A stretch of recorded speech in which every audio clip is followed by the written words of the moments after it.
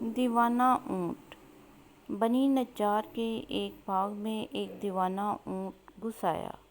جو شخص بھی اس باغ میں آتا وہ اونٹ اسے کاٹنے کو دوڑتا۔ لوگ بڑے پریشان تھے۔ وہ حضور صلی اللہ علیہ وآلہ وسلم کی خدمت میں حاضر ہوئے اور سارا قصہ عرض کیا۔ حضور صلی اللہ علیہ وآلہ وسلم نے فرمایا، چلو میں چلتا ہوں۔ چنانچہ حضور صلی اللہ علیہ وآلہ وسلم اس باغ میں تشریف لے گئے اور اس اونٹ سے فرمایا، ادھر آؤ۔ اس اونٹ نے جب رسول اللہ صلی اللہ علیہ وآلہ وسلم کا حکم سنا تو دوڑتا ہوا حاضر ہوا اور اپنا سر حضور صلی اللہ علیہ وآلہ وسلم کے قدموں میں ڈال دیا۔ حضور صلی اللہ علیہ وآلہ وسلم نے فرمایا کہ اس کی نکیل لاؤ۔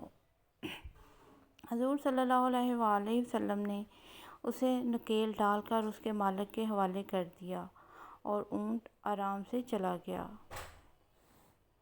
حضور صلی اللہ علیہ وآلہ وسلم نے پھر صحابہ کرام رضی اللہ تعالیٰ عنہما سے فرمایا، کافروں کے سوا مجھے زمین و آسمان والے سب جانتے ہیں کہ میں اللہ کا رسول ہوں۔